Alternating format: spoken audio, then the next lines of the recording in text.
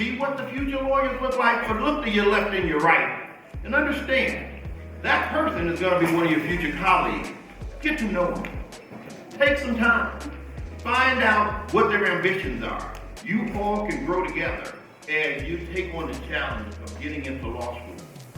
But you got to look at your intellectual intelligence, which is your IQ, but also look at your emotional intelligence, which is the EQ. The one thing about persuasive lawyers is that they merge the two of them.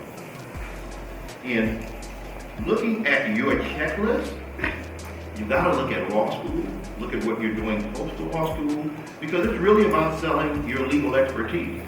You know, the legal delivery now is really like a three-legged stool. It's supported by the legal elements that you've learned, this technology and the process in which you communicate it, and it's something that from a fundamental perspective, lawyers do in their practice.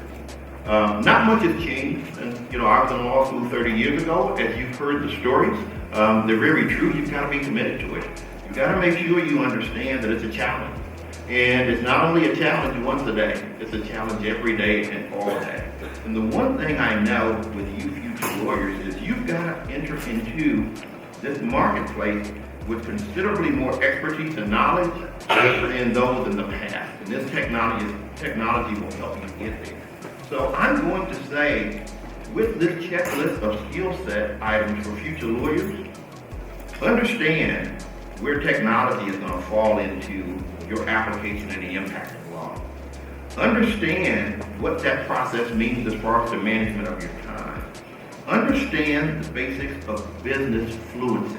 It's very important that you're able to put together your client management along with the collaborations and actually selling your law firm, selling your skill set. Understand that your marketplace is now global because of the internet.